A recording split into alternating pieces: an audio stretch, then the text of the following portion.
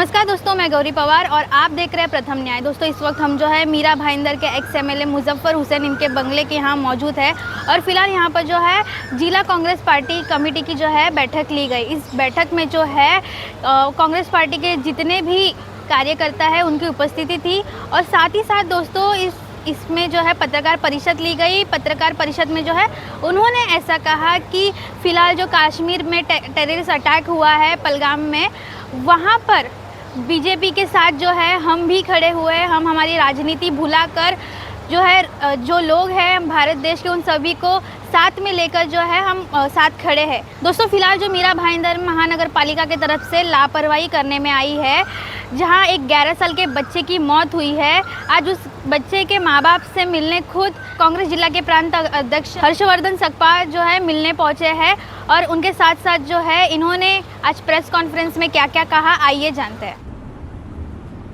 सत्ता के विकेंद्रीकरण के लिए 73 और 74 अमेंडमेंट 24 अप्रैल 1993 में 93 में उसको लागू कर दिया गया।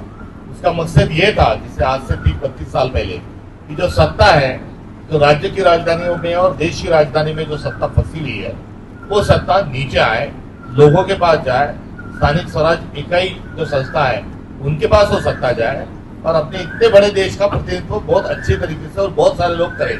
कुछ चुनिंदा मुट्ठी भरी लोग केवल लोक प्रतिनिधि के नाते न रहते हुए उसमें लोक प्रतिनिधि का पार्टिसिपेशन बढ़े, संख्या बढ़े।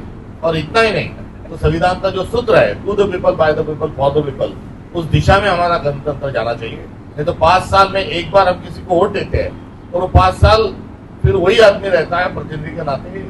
ये नहीं तो रोजमर्रा का भी जो एडमिनिस्ट्रेशन है उसमें पार्टिसिपेशन जो है वो जनता का बढ़े। ये अंदाज में सत्ता का विकेंद्रीकरण करने के लिए 73 और 74 अमेंडमेंट के बना। हमारे देश में 8000 शहर है, 6 लाख देहात है और 140 करोड़ हमारी आबादी है और इसके लिए केवल 4250 विधायक और 750 मेंबर ऑफ पार्लियामेंट सांसद, ये महज 5000 लोग हैं नहीं, तो इनका प्रतिनिधित्व करने के लिए बड़ी संख्या चाहिए। इसलिए कॉर्पोरेटर, जनपद के सदस्य, जिला पंचायत के सदस्य और पंच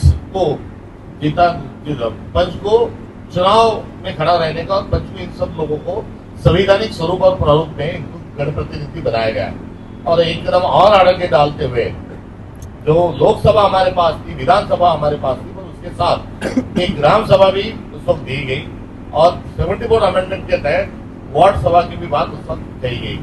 तो सत्ता की विकेंद्रीकरण की जो गति है और जो दिशा है, उस दिशा का आज हम पंचायत राज दिन के औचित्य से उसका स्मरण करते हैं और गणतंत्र की तरफ हमने जाना चाहिए। ये आज के दिन का जो एहसास है और जो आज के दिन की जो सोच है, उसको हम सब लोग, भारतीय लोग, इसको अच्छे से इसको समझकर इसकी दिशा में हम हमारी मांग और हमारा सफर करें, ये मेरा अनुरोध है। मगर आज जो है वो सत्ता केंद्रीकरण की सारी चीजें चल रही है। देश की सारी सत्ता ये केंद्र में होम मिनिस्टर और प्राइम मिनिस्टर को चाहिए और महाराष्ट्र की सारी जो सत्ता है वो चीफ मिनिस्टर को उनके पास ही चाहिए। इसलिए कोई चुनाव नहीं हो रहा है और हर जगह जो है स्थानीय निकाय संस्था में कुछ दलाल, चुनिंदा दलाल जो है वो कार्यरत है और एक बहुत बड़ा भ्रष्टाचार चल रहा है। ये केवल सत्ता पर हमारा ही कब्जा चाहिए, इसके अनुरोध, इसके लालच से ये सारा हुआ है। तो आज भी हमें 73 और 74 अमेंडमेंट की हिमायत करते हुए जो आज चल रहा है उसको गलत कहे और सही की दिशा में बढ़े, ये पंचायत राज दिन के अवसर पर शुभकामनाएं देते हुए मेरी अपील है।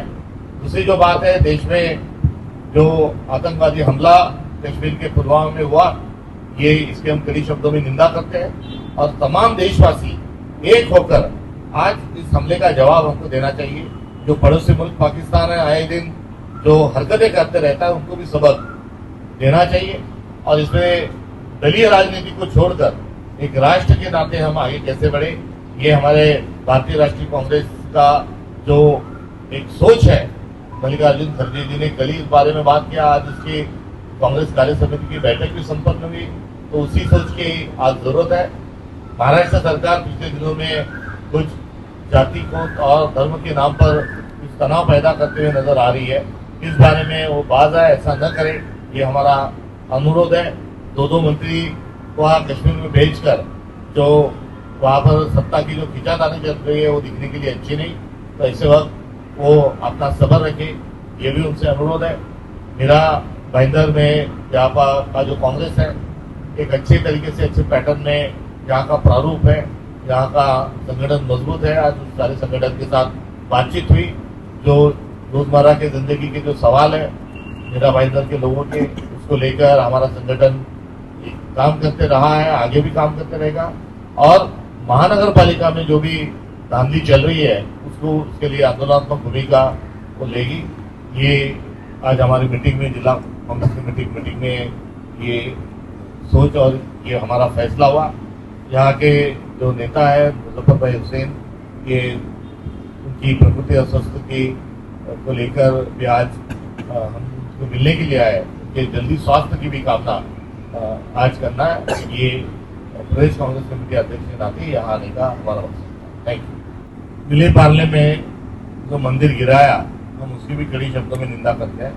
वो आज इस वक्त हम गए क्योंकि हम सद्भावना लेकर महाराष्ट्र प्रदेश कांग्रेस कमेटी काम कर रही है, और सद्भावना की को ही लेकर और सद्भावना के भाव को लेकर जब गए तो पुलिस ने आके बर्बरता के साथ उनको उसके साथ जो पिटाई की, वह महिलाओं को जो उन्होंने खींचा, और पूजा करते समय इस प्रकार से जो महानगर पालिका और पुलिस ने किया, उसके लिए हम पहले उसकी निंदा उस सब्जेक्ट की हम कर चुके हैं। वहां पर जो इंक्रोचमेंट के नाम पर जो कार्रवाई हुई, बुलडोजर चला, उसमें भगवान महावीर जी की भी कुछ मूर्तियां जो है वो भी खंडित हुई, उसको भी हम कड़ी शब्दों में उसकी भी निंदा करते हैं। और आए दिन जो मंदिर है, मस्जिद है और भी जो अच्छी संस्था है, उसको बुलडोजर क्यों चलाया जा रहा है, इसका जवाब सरकार दे, ये हमारी मांग है।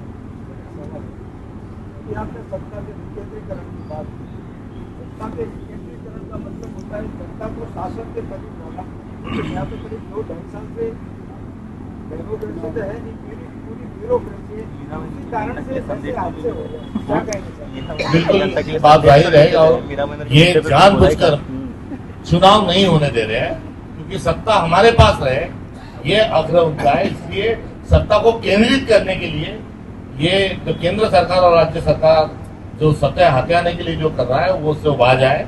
और आज पंचायत राज के दिन के अवसर पर लोगों के हाथों में, ज्यादा से ज्यादा लोगों के हाथ में सत्ता जाए, ये हमारा संवैधानिक जो मूल्य है, जो राजीव गांधी का और महात्मा गांधी का जो सपना था, साझा सपना था, उसको पूरा करने की दिशा में जरूर सरकार पहल करे।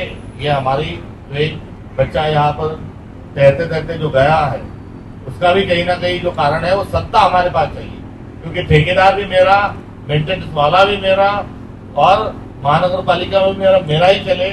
तो यदि उस ठीक तरीके से वहां पर जो प्रोटोकॉल है उसका यदि पालन होता और सत्ता को विकेंद्रित स्वरूप में यदि रखते तो उस बच्चे की बेचारे की जान नहीं जाती। तो ये बच्चा भी कहीं ना कहीं ये एक तरफ ये धांधली का, तो दूसरी तरफ ये भ्रष्टाचार का, और तीसरी तरफ ये सत्ता हमारे पास ही चाहिए, इसका ये लक्ष्य ठहरा हुआ है।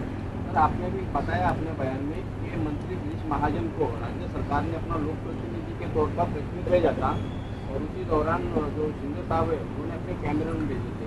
इस पूरे मामले में कांग्रेस की क्या प्रतिक्रिया है, आप की तरफ खुलकर बताएं। ये खुलकर ही ये बात राजनीति का नहीं है, मगर ऐसा क्यों करते हो? महाराष्ट्र है, देश में आप आपदा पड़ी हुई है और आप वहां जाके फोटो खींच रहे हो, ये बात ठीक नहीं है, इसको हम अफसोस जता रहे हैं। सर एक सवाल था, महाराष्ट्र में आज एक भी महानगर पालिका अस्तित्व में नहीं है और इसको ज्यादा से ज्यादा टालने की कोशिश कर रही है भारतीय जनता पार्टी।